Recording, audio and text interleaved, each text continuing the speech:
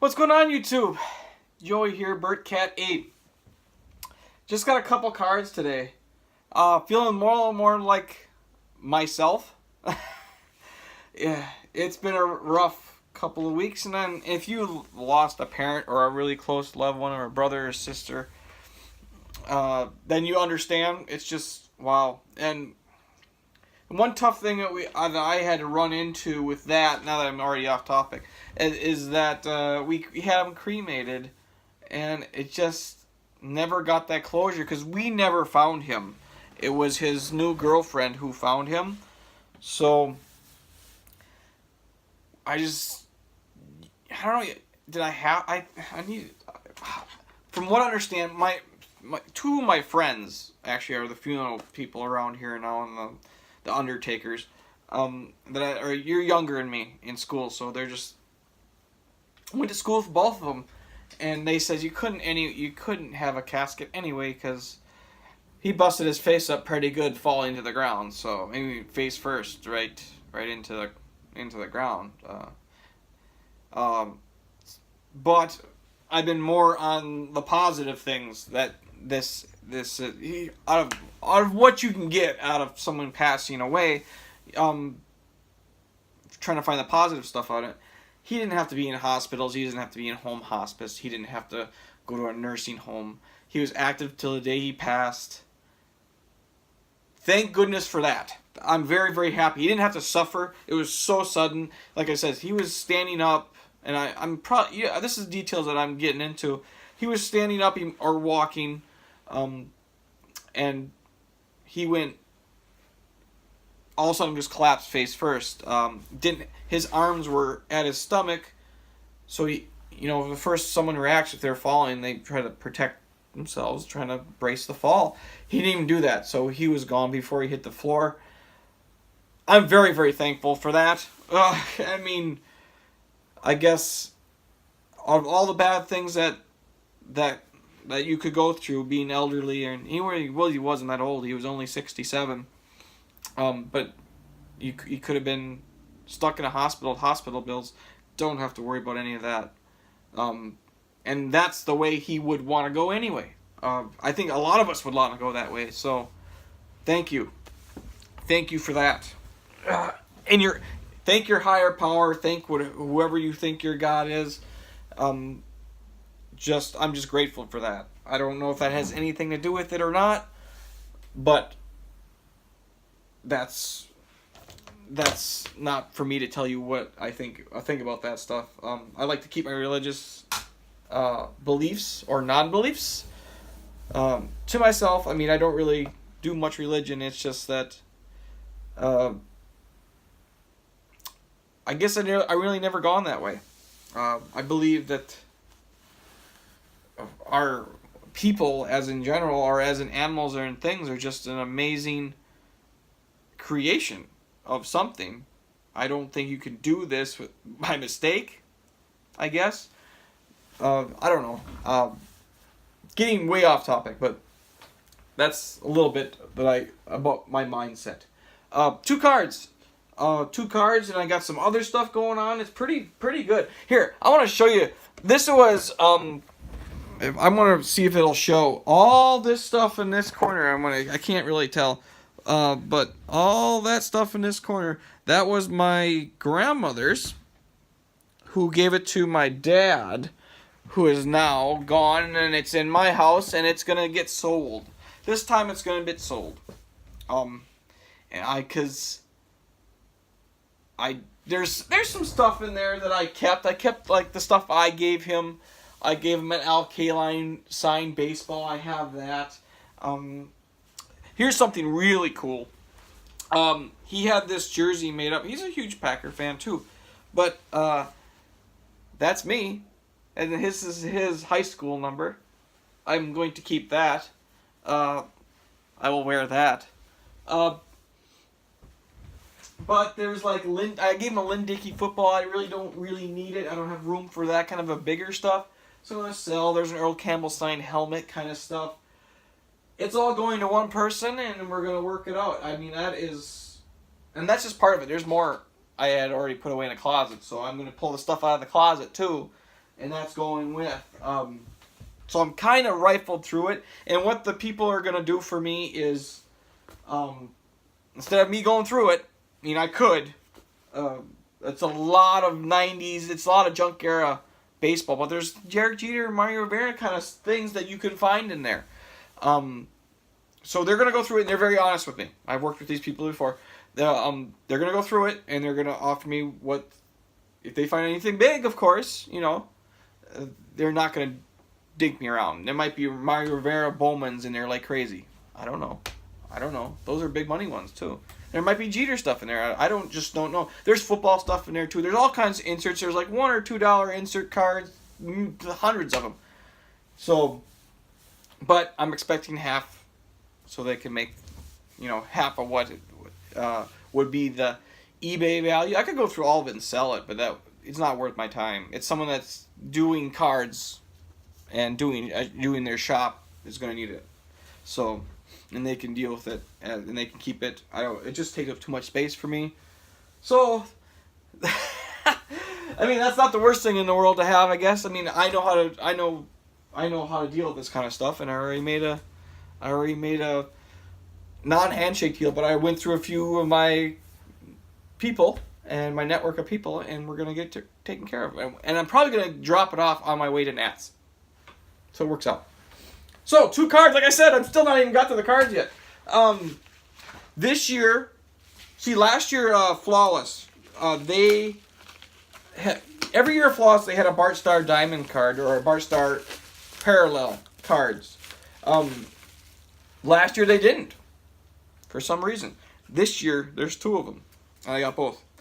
This one auction, I need a new perfect fit team bag when I'm done here. But this one was on auction, and it ended at like 11:30 at night Central Time. So I got it for like $60, which is pretty good. Every time I ever paid for I always get the green emerald versions, these out of 5. I have every year of them that they had Bart Starr in them. So this is the Bart Starr base variation. 5 out of 5 in the top right corner. I always paid $100 or more, between $100 and $125 for the greens, the emeralds. This one was only $60, so I think I got a good one there. But then the very next day, I wasn't even sure they had a parallel of this card, and they had one. I don't even have it open yet. It just came today. Because the one reason is because I was super busy, obviously, doing like family stuff, taking care of the estate. I really never even got to look what they had for these emerald cards. And as soon as I mentioned it, texting back and forth with Michael, I saw one. So, and it was I probably overpaid for it the way they're going now. But I'm okay with that because of the price. I got such a decent price on the first one.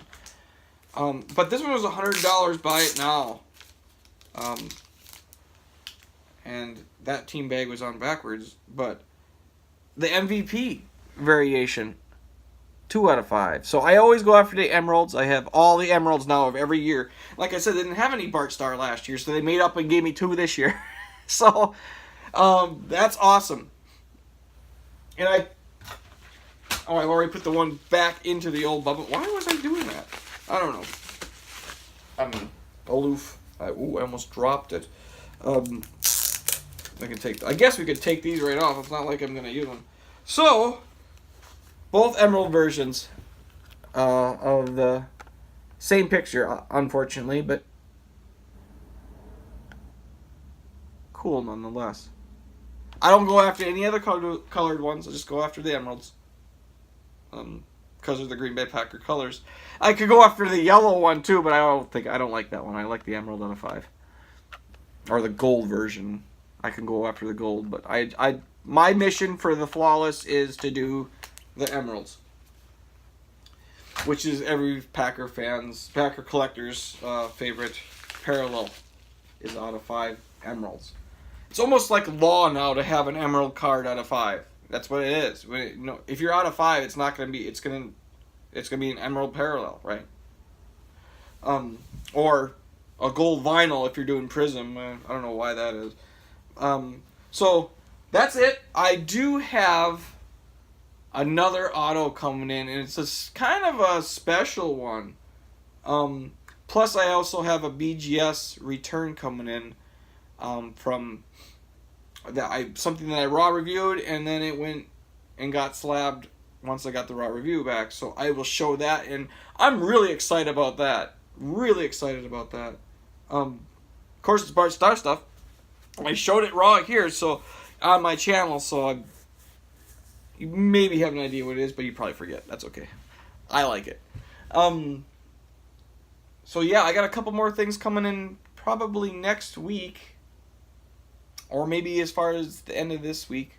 So I might have another video with a couple more cards. And then, who knows, like I says, Star stuff comes along, and there is something I'm going to be bidding on. There is something I'm going to be bidding on.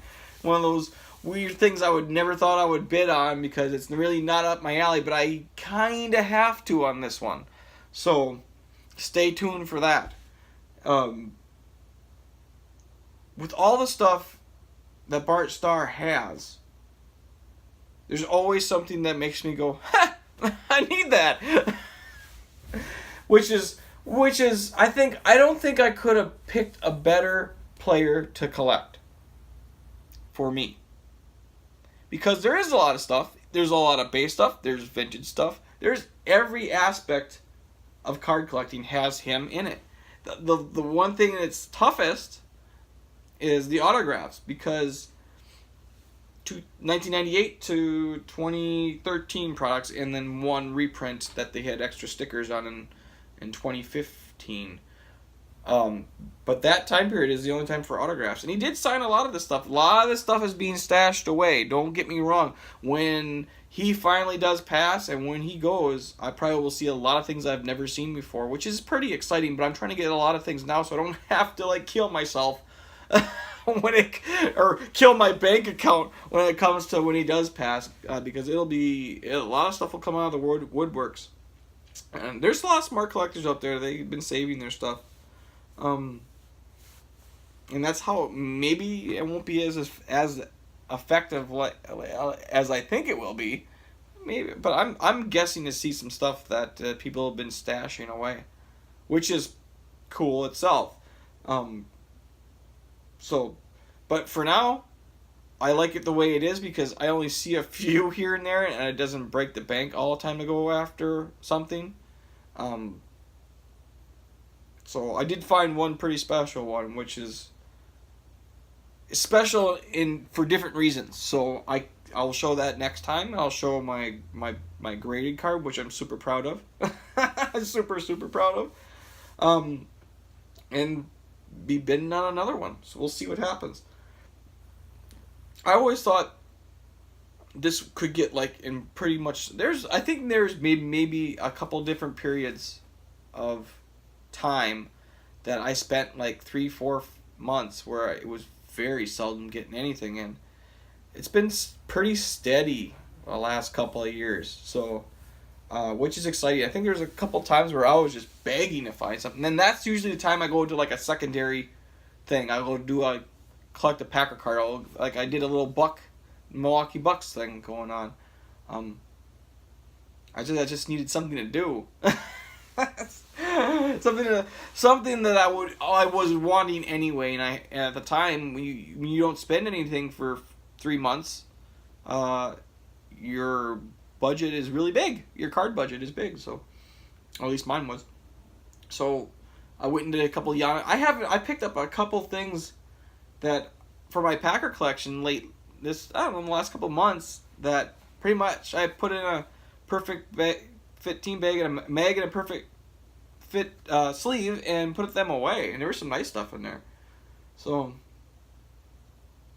that's all I have. Thanks for listening to me ramble. It's back to my original self. The only thing that is different now is that your parent is gone.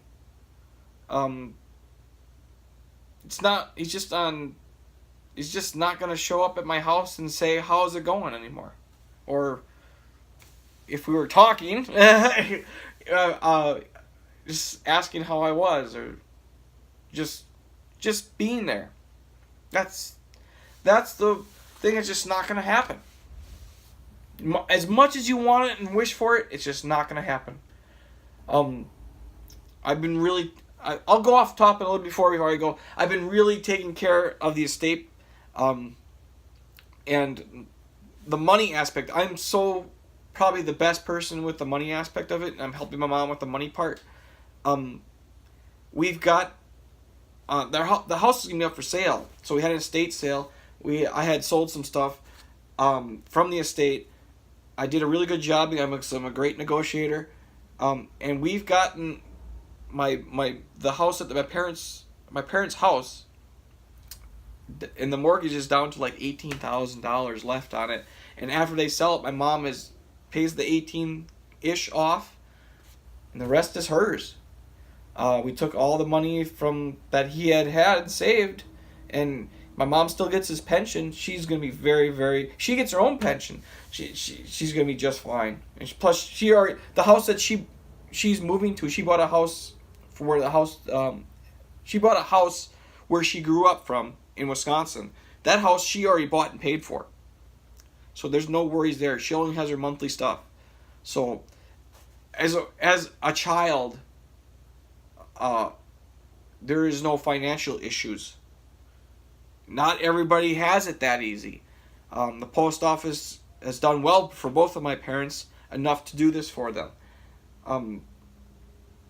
But I've been taking care of the stuff. Taking care of the sell stuff. We had a big auction. My mom, I had priced everything for her, and my mom just went and negotiated after that, because I'm good at that thing. I'm not good at building something or working on a vehicle, which I need help on with my little car, but I'm good with money and pricing. I'm good with that stuff. So I felt useful